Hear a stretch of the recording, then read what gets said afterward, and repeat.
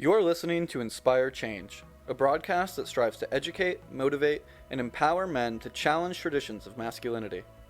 To guide us through the intricacies and intersections of emotions, relationships, and male identity is renowned psychologist, author, and speaker Gunter. This is Inspire Change. I want to introduce a tradition here for this podcast and all future podcasts, wherein I'd like to respectfully acknowledge the Gadigal people of the Eora Nation. They are the traditional custodians of the land on which we meet. I pay my respects to the elders, past and present. Knowing the stories of the Aboriginal people will always be written in this landscape. So I hope you enjoyed the last episode where I took a little bit of a look at a very interesting man who's written a book that I'm still pursuing and still reading called A History of Masculinity, From Patriarchy to Gender Justice. And I think it's one of those books that are extraordinarily important to read if we're going to be talking and looking at making some important social changes. So, where do I want to pick up today? Well, one of the things that occurred to me is that we don't necessarily shine a spotlight on the men who have supported equality between the genders, but also between races, ethnic groups, and so on. Okay, because in principle, there is a common thread running between all of these. And but for the sake of where we're at, I really want to spend time focusing on the issue of gender. And so I thought, we'd basically take a bit of a quick deep dive into history about where men were at with this whole process and what was going on with men who stood up, who advocated on behalf of for or with women about equality and pursuing equality. So, American sociologist Michael Kimmel categorized American male responses to feminism at the turn of the 20th century into three categories, basically. So he talked about the pro-feminist, the masculinist, and the anti-feminist. So obviously the category titles almost speak for themselves, but the one that I thought was really interesting was the category of the masculinist. And he believes that this particular movement was characterized by men's groups and developed as an indirect reaction to perceived feminization of manhood. Now, that's very interesting because during the 80s, I was involved in the first men's movement. And a lot of that was characterized by exactly what we're talking about. So, men felt that we needed to take another look, a closer look of what it means to be a man, what it means to be able to express our sexuality, our masculinity. How do we do that? How do we define it? But also, one very important aspect to it was how do we express our emotions? And quite often, the main emotions that were sort of dealt with was sadness and anger. And a lot of this circulated around the sense of, being somehow suppressed as men by the movement of the feminists. And I was really uncomfortable with that. It wasn't very explicit, but the undertone was always there. And it concerned me because I don't believe that that's necessarily what we need to do. My view is that patriarchy shackles men and women in different ways, and sometimes in similar ways. So, this is an important distinction. Okay, so what actually, on a sort of bit of a historical timeline, happened with the movement towards equality with women? So, interestingly enough, when we look at a bit country by country, and we look at when did women get the vote, Uh, New Zealand, interestingly enough, was the first country out of the blocks. That happened in 1893. It became the first permanent and independent country to pass suffrage laws. So, here's this little colony at the bottom of the world, and they're making a leap, a monumental leap, about equality within their community between the genders. Okay, now, at that point, and still today, there are serious issues about working towards the equality between Polynesian or Maori indigenous people and the Pakeha, the white settlers and their descendants. But it is also a country that is, in my view, leading the way, even on that level. Now, the second country to come up with, a suffrage act for women was Australia, and that happened in 1902. And the shame of this was that it applied to all women bar Aboriginal women who were left out. And I think that, we continue to have some serious problematic issues in how we, as a society, perceive and implement equity between different communities, different groups, and especially with the First Nations. And, for me, as someone living in this country, it does represent a point of sadness that we still haven't got this together. Okay, let me head over to the United States. The United States actually took quite a while, and the reason why I'm bringing it into now, because it's not chronological, is that there was some things going on in the United States that I found very, very interesting when I started doing some of this research. The 1855 marriage protest, I think, was, a very interesting event. Women's rights advocates Lucy Stone and her partner Henry Blackwell, in their marriage ceremony, refused to honour laws that interfered with the rights of married women. Okay, so, you got to think about this in context. In those days, women were essentially passed from one man to the next. So it was father to, husband. And within that context, they had virtually no essential rights to property, to the participation in the political sphere or in business. And so this move meant that they advocated for wives to be able to legally exist outside of a husband's control, to inherit and own property and have a right to wages. Now, these days we might sort of see that as a given. They don't, that's obvious, isn't it? But, I often need to remind women who protest that they're not feminists that if that were truly the case, then they needed to surrender that which feminism has granted them, and that ability is to participate in social, political, and economic spheres without the dependence on a male. So, she doesn't need to ask my permission to take out a loan and buy a house or, to have a job, something which is inherent in equity. So another event that really caught my attention was that in 1848, the first known women's rights convention in the world took place in Seneca Falls, New York. And they declared that men and women are created equal. And as such, the feminists gathered, demanded that women immediately be given rights and privileges due to them as United States citizens. So the gender differentiation was challenged very clearly through the rights of a citizen.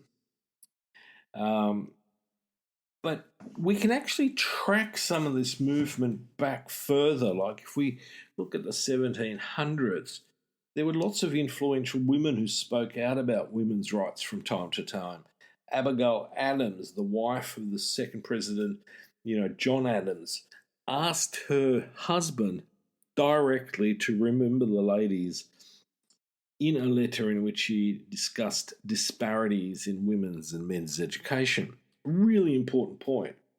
And so that also included women like Hannah More, Mary Wollstonecraft, Judith Sargent, Murray. They all came together and banded towards a more egalitarian level of education for boys and girls. And so this was an advocacy for women to have influence over social, moral, religious, and political discussions. Stuff that still needs to be brought out very clearly, particularly in the advent of the dismantling of Roe versus Wade. Okay. Also, during the French Revolution, a woman called Olympe de Gouges wrote and published the Declaration of the Rights for Women and the Citizens. In this, she called for women to have free speech, include the right to name the father of their children, and equality for out-of-wedlock children, who were, seen as bastards, a derogatory comment that's still quite often used, especially in this particular instance. So there was a lot of stuff that was going on. Now, if we simply think that this is as a result of only women, then we're missing some of the picture, because with these women were many, many men, unfortunately not enough, but who stood as allies, as advocates, and as supporters of the women involved in this social issue. So, some of them, interestingly enough, a lot of this happened in France. A lot of the men were sort of pro-feminist authors who came out of the French social sort of Enlightenment period and philosophical schools. There were, Denis Diderot and Montesquieu.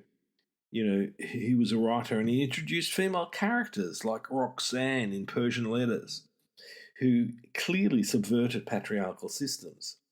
But there were also liberals like the utilitarian Jeremy Bentham, who insisted on equal rights for women in every sense, not just, little areas, in little pockets of the law.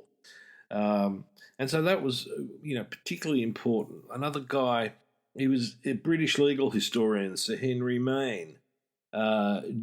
John Stuart Mill, guy I studied in philosophy when I was at university. It was really interesting. Authored The Subjection of Women and presented a women's petition to the British Parliament, where he supported an amendment to the 1867 Reform Bill. And fundamentally, his efforts focused on the problems of married women. It was clearly an acknowledgement that marriage for Victorian women was predicated on sacrificing liberty, rights, and property. That's something that continued. I mean, I often have chats with women about issues of liberty and access to public domain. It wasn't until in the early 1970s that most women could take out a loan from the bank to purchase property. I think it was in 1973 they still asked women to bring a male guarantor. So these changes in society were both initiated by women, supported by men, and we need to continue to do this. We need to stay on top of this. The game hasn't finished. Patriarchy still rules. We, in fact, have a backlash. If you look at Afghan society today, and if you go back to the 60s, it's, they have regressed into the 7th century. Sharia law does not acknowledge women as equals, no matter how much they argue it. The idea of the veil is an ancient tradition that goes back to the Assyrian culture, and it is about that idea of chastity, purity, that men do not have to adhere to. Right? So, one of the things that I argue in this context is that there is a fundamental immorality in equality. And those of us who want to be good men, great men, have a fundamental duty of care to dismantle inequality. It is a moral pursuit. If you do not address inequality in our society, you are not on board either morally or politically with the democratic process. You have shunned it. Most of the men that I know who are on that line of the fence, the anti-feminists, are immoral in their behaviour, in their social position. There's no other way to argue this. So if we're going to create a just and equitable society wherein men and women can thrive irrespective of gender, creed, colour, religion, then this is in of itself the fundamental meeting point, the deconstruction, the social deconstruction of patriarchy.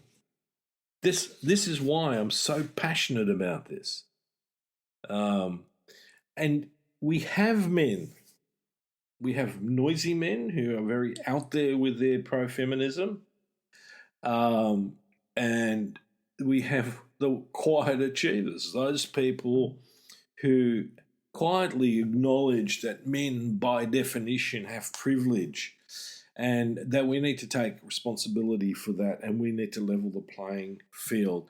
And that in its smallest possible way, I as a male, in no matter what environment I am an ally in the pursuit of equality. In other words, if you aren't part of the solution, you really are part of the problem. So, for those of us who are a little bit utilitarian, I urge you to think about this from the point that it's not only the right moral thing to do, but it's also the smart thing to do.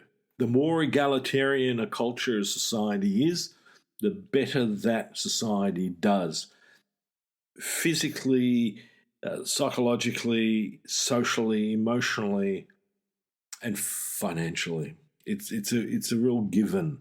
It's a bit like when, as men, we're in a healthy relationship, in an egalitarian relationship, in a loving relationship. We live 7 years longer than the poor schmucks who haven't found it yet, or who try to move into patriarchal relationships where they operate from a dominance and control perspective. That's not healthy. So if you want to be healthy, I appeal to your, selfishness in a way. Change. Get on board. Move forward, because ultimately the change is going to be inevitable. Some battles are lost, but the war will be won. Just some food for thought. In the next session, I want to do a little bit more of that. There's some modern men who are very out there and who should be acknowledged for their work in this space.